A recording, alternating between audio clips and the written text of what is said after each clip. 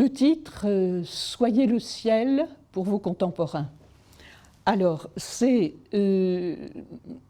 la raison, j'ai choisi ce titre, hein, en lien avec une ou deux autres personnes, on sait.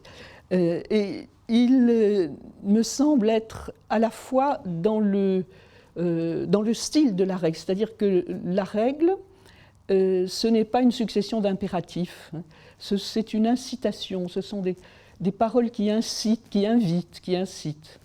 Et ça, je trouve que c'est très fort, que ça a beaucoup de sens. Et donc, on n'est pas sous la contrainte. Et cette parole, cette demi-phrase, est bien dans cette modalité d'une invitation, de « soyez le ciel pour vos contemporains ». Voilà. Alors, « soyez le ciel », eh bien, c'est non pas que nous soyons le ciel, enfin, ce serait ridicule de penser cela, mais soyez le ciel, apportez une certaine qualité de lumière, de vie, aidez vos contemporains à lever le nez et à ne pas être tout le temps le nez sur le guidon, comme on dit, mais soyez le ciel, donc regardez un petit peu au-delà et aidez les autres à faire de même, hein, pour vos contemporains. Donc pour vos contemporains, ça veut dire que cette règle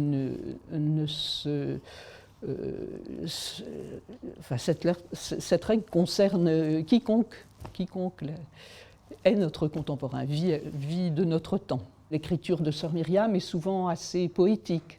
Alors certains ou certaines peuvent dire « mais qu'est-ce que ça veut dire ?» On aurait besoin de quelques explicitations. Voilà.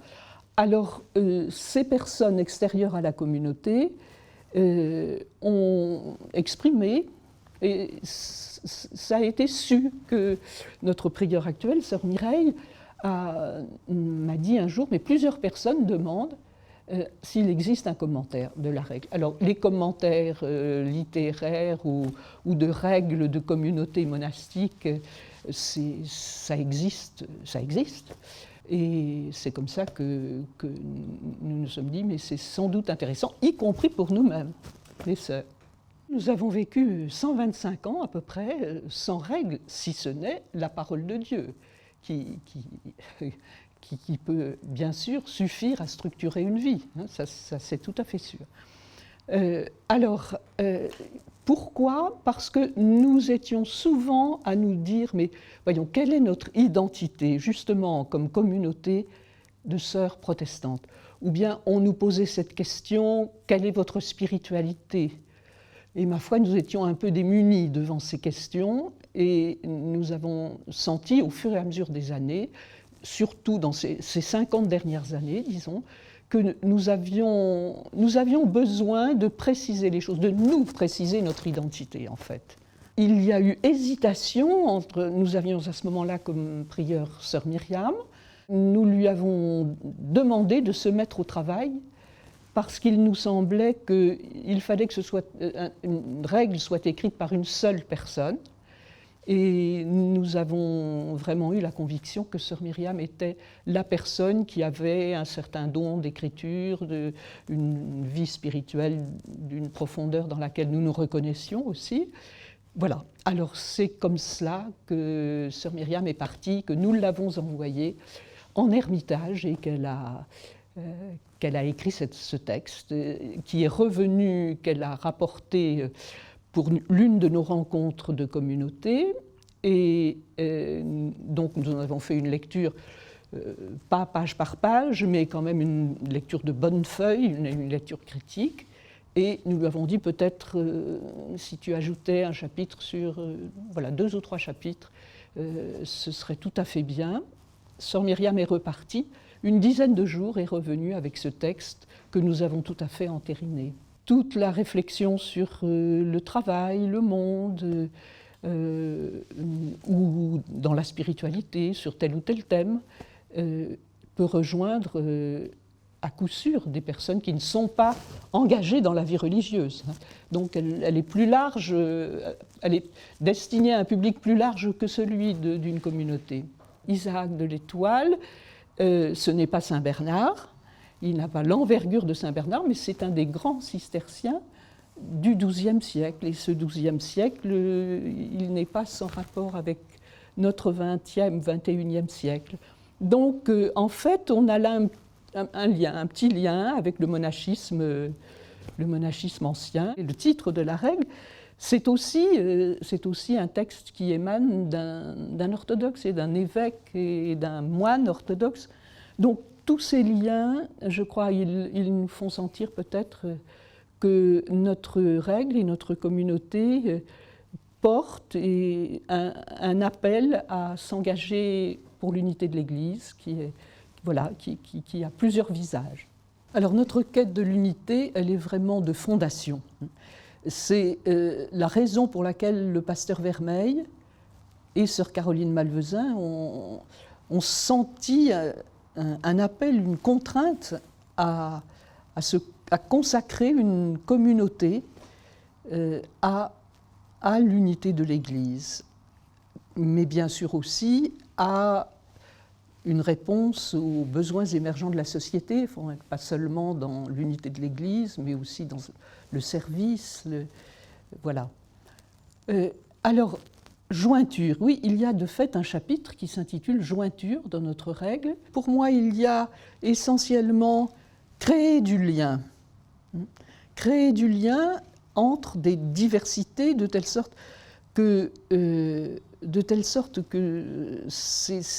ces diversités puissent se rencontrer, fonctionner, voilà, d'une certaine manière gratuitement. Le chapitre jointure rattache cette réalité à la paix du Christ, à ce qui est caché. Les jointures sont cachées.